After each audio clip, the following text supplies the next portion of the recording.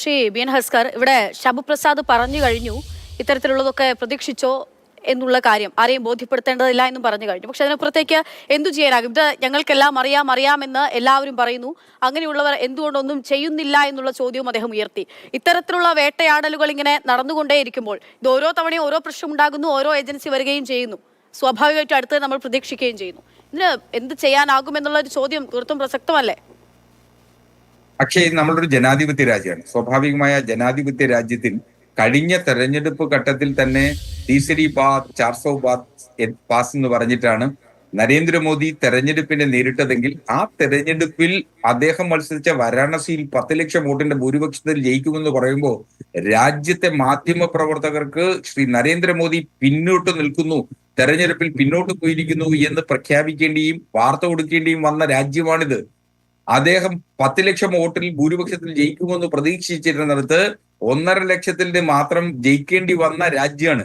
അപ്പോ ഈ അഹങ്കാരത്തിന് അറുതി വരുത്താൻ രാജ്യത്തെ ജനങ്ങൾക്കറിയാം. ആ ജനങ്ങൾ കണക്കിന് കൊടുക്കും എന്നുള്ളത് മറന്നുപോകുന്നു. ചരിത്രം ഓർമ്മിപ്പിക്കേണ്ടി വരും എന്നുള്ളതാണ് വസ്തുത. ഇന്ത്യയുടെ ചരിത്രം അതാണ്. ഈ രാജ്യത്ത് അടിയന്തരാവസ്ഥയെ തുടർന്ന് 2/3 ഭൂരിപക്ഷം ഉണ്ടായിരുന്ന ഒരു ഭരണാധികാരിയെ തെരഞ്ഞെടുപ്പിൽ തോൽപ്പിച്ച ചരിത്രമുള്ള രാജ്യമാണ്. അതുകൊണ്ട് ഇത്തരം അഹങ്കാരങ്ങളുമായി മുന്നോട്ട് പോയാൽ ഇവിടത്തെ ജനങ്ങൾ കൃത്യമായി കണക്ക് പറയും.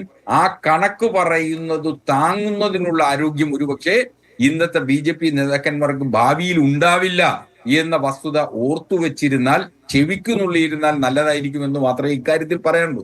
ജനങ്ങളോട് സമാധാനം പറയണമെന്നേ. ഇവർക്ക് ജനങ്ങളോട് സമാധാനം പറയേണ്ടത് ഇവർ ജനങ്ങൾക്കൊപ്പം ആയിരുന്നില്ല. ജീവിതത്തിൽ ഒരിടത്തും ഇവർ ഇന്ത്യയുടെ ചരിത്രത്തിൽ ഒരിടത്തും അവർ ജനങ്ങൾക്കൊപ്പമായിരുന്നില്ല. ഇന്ത്യയുടെ സ്വാതന്ത്ര്യ സമരത്തിൽ ദേശീയ പ്രസ്ഥാനത്തിന്റെ ഭാഗമായിട്ടോ അല്ലാതെയോ ഏതെങ്കിലും ദിവസം ഈ കൊളോണിയൽ വാഴ്ചയ്ക്കെതിരെ സമരം നടത്തിയതിന്റെ പാരമ്പര്യം അവർക്കില്ല. അതുകൊണ്ടാണ് ഈ രാജ്യത്തോട് അവർക്ക് സ്നേഹമില്ലാത്തത്. അതുകൊണ്ടാണ് ഈ രാജ്യത്തോട് ഇത്തരത്തിൽ അവർ പകരം വീട്ടാൻ ഒരുങ്ങുന്നത്. ഇവരുടെ പകയ്ക്ക് ആരൊക്കെ ഇരയാകും എന്നുള്ളതിന്റെ ഏറ്റവും ഒടുവിലത്തെ ഉദാഹരണമാണ് ഒരു സിനിമയെ പോലും അവർ ഭയപ്പെടുന്നു, ഒരു കലാസൃഷ്ടിയെ പോലും ഭയപ്പെടുന്നു.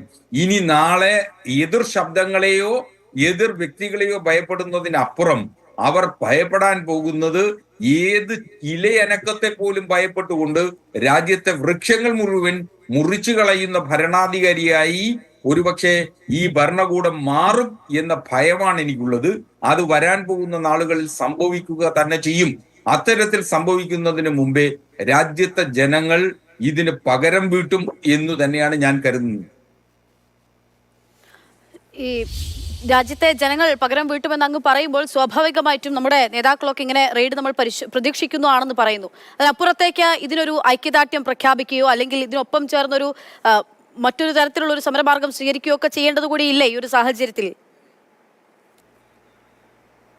അല്ല, നിശ്ചയമായി ഇതില് ജനങ്ങളുടേതായിട്ടുള്ള ഒരു പ്രതികരണം ഉണ്ടാവും, ജനകീയ പ്രതിരോധം ഉണ്ടാവും, ജനങ്ങളുടേതായ ഒരു സമരമുറ ഇക്കാര്യത്തിൽ ഉണ്ടാവും. നിശ്ചയമായും അത് ഉയർത്തു വരും എന്നുള്ളത് തന്നെയാണ്. അതുകൊണ്ടാണല്ലോ ഇന്ത്യ മുന്നണി എന്ന നിലയിൽ കഴിഞ്ഞ പാർലമെന്റ് തെരഞ്ഞെടുപ്പിൽ BJP അപ്രമാദിത്വം നേരിടുമെന്നും ഇന്ത്യൻ ഭരണഘടന അപ്പാടെ മാറ്റിക്കളയുമെന്നും ഒക്കെ ഭയപ്പെട്ടുകൊണ്ട് ജനങ്ങൾ ഇന്ത്യ മുന്നണിക്കൊപ്പം ഭൂരിപക്ഷ സീറ്റുകളിലും അവർ കേവല ഭൂരിപക്ഷത്തിലേക്ക് ഈ BJP എത്തിക്കുന്ന സാഹചര്യത്തിലേക്ക് എത്തിയത്.